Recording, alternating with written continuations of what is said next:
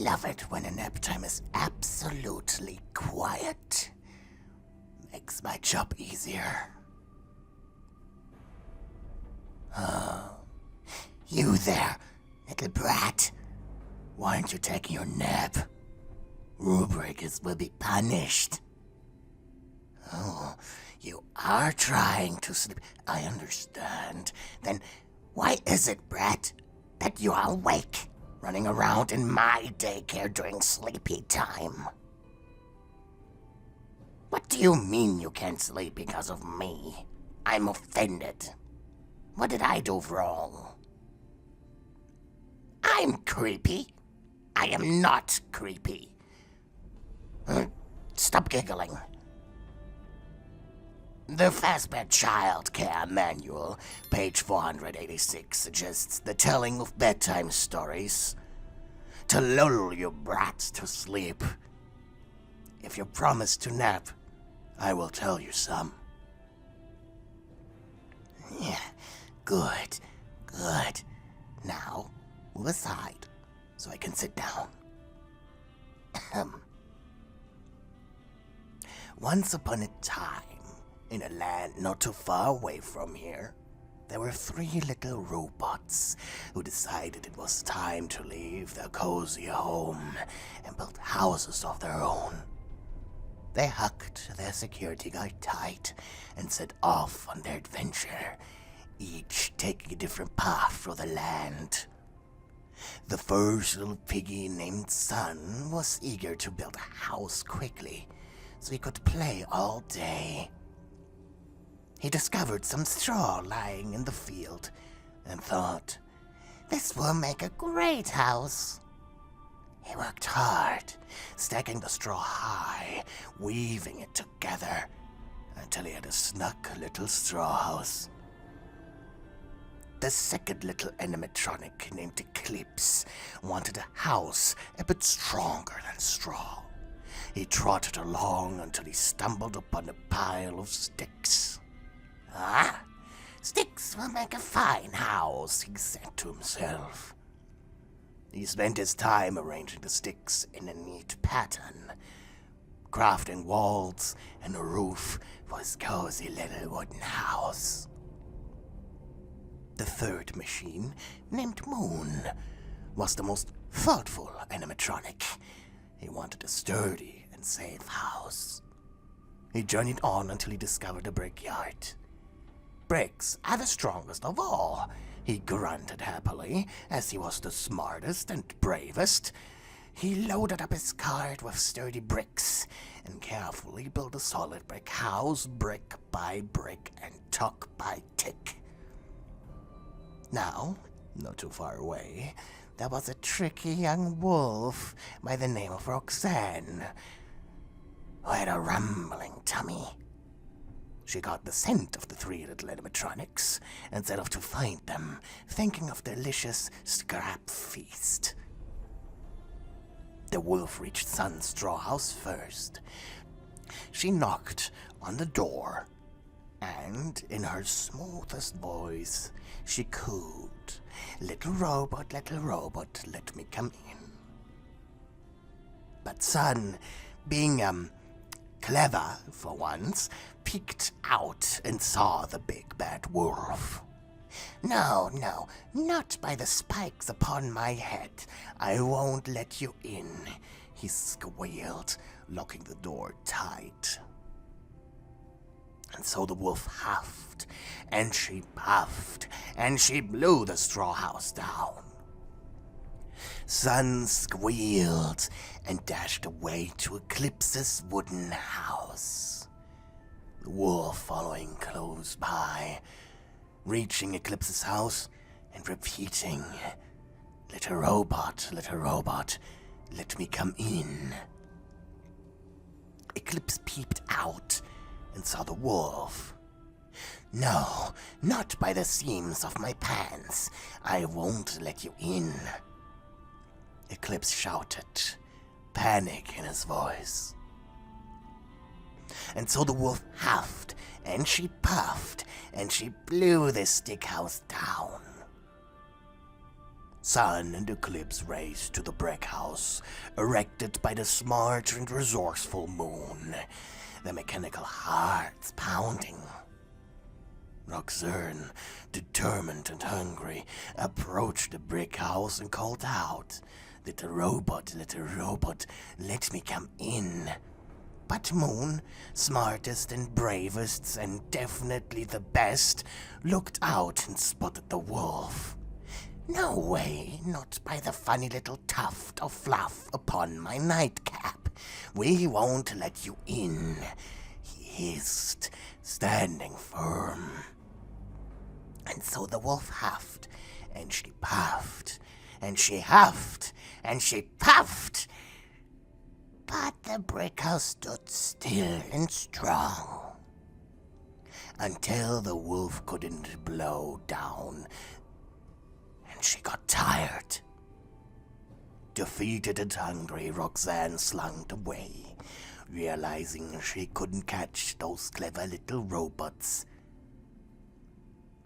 Sun, Eclipse, and Moon celebrated, realizing that by working hard and making smart choices, and following every order given to them by their delightful Moon, they stayed safe in their sturdy brick house, ready for more adventures together. And they lived happily ever after, enjoying each other's company and the safety of their strong brick house. Are you asleep yet? How dare you? That story was fantastic. Fine.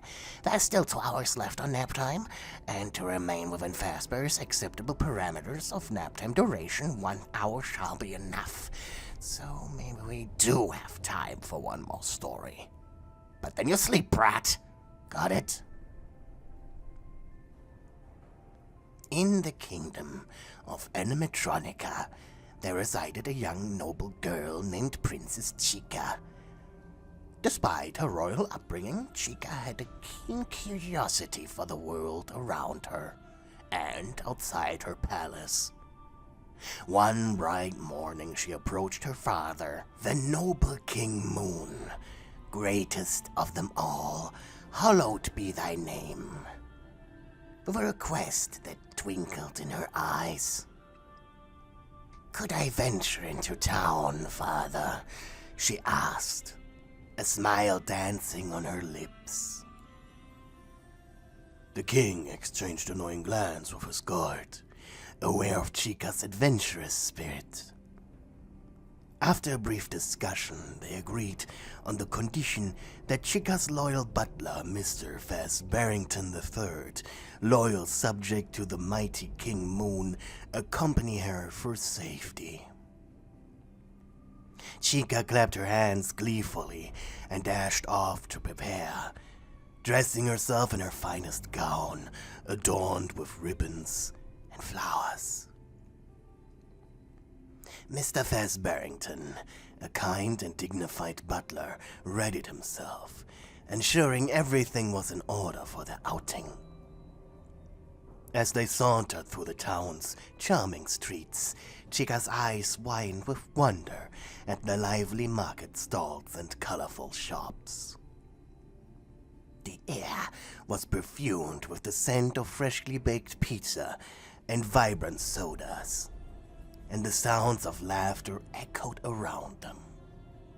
The first stop was at the toy shop, where Chica's eyes sparkled with delight at the array of merchandise on display. She picked out a lovely circus baby doll, crafted with intricate details and wearing a dress as elegant as her own. Such craftsmanship could only be found in the kingdom and nowhere else.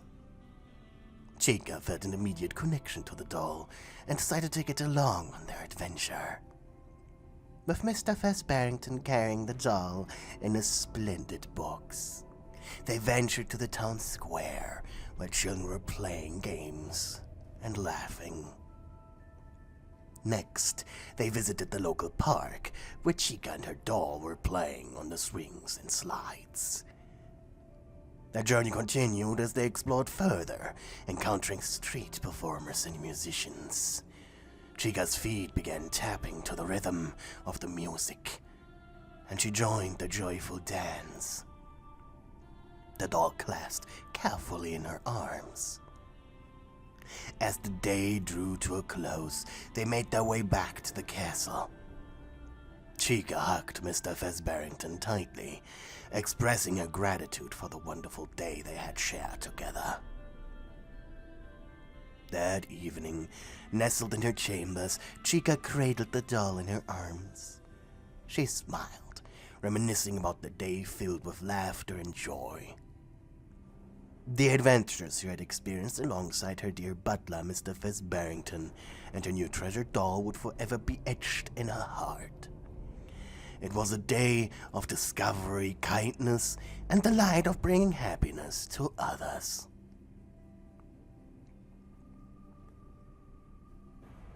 You're still No, that one was not a ploy to get you into the Fazbear souvenir shop at the entrance. Just remember to pick up your 10% coupon discount before you leave my daycare. Of course. One more story. Fine.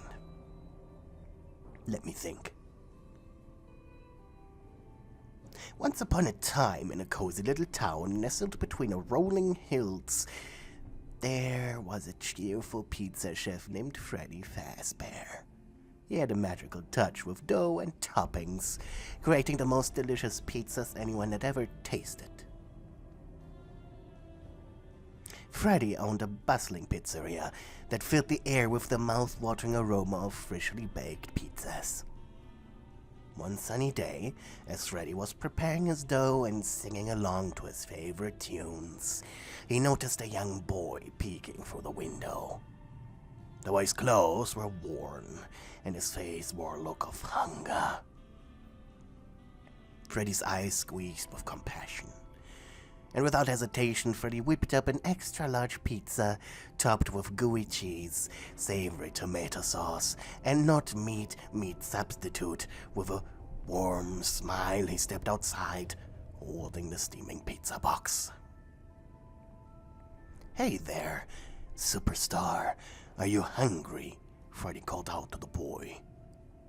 The child's eyes widened in surprise, and he nodded shyly, his stomach rumbling in agreement. Freddy grinned and handed the boy the pizza. "This is a special pizza made with love. No charge at all. Enjoy every slice." The boy's face lit up, like a starry sky at night. He eagerly took the pizza and thanked Freddy with a heartfelt "Thank you, sir." Freddy watched as the boy devoured the pizza with gusto, savoring each cheesy slice. His heart swelled with joy seeing the child's hunger satisfied.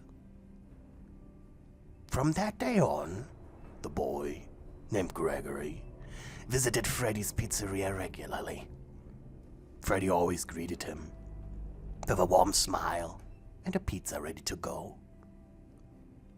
Gregory quickly became a regular guest, sharing stories about his days as Freddy prepared his favorite pizza flavors. Word spread through the town about Freddy's generosity, and soon people started leaving donations at the pizzeria to support the man's mission of feeding the less fortunate.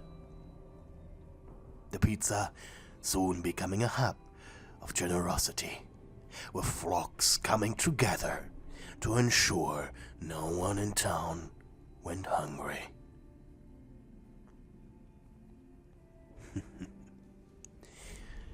Good night, little brat. You are my superstar. Thank you to the people who are supporting me on Ko-fi. You guys are keeping me alive.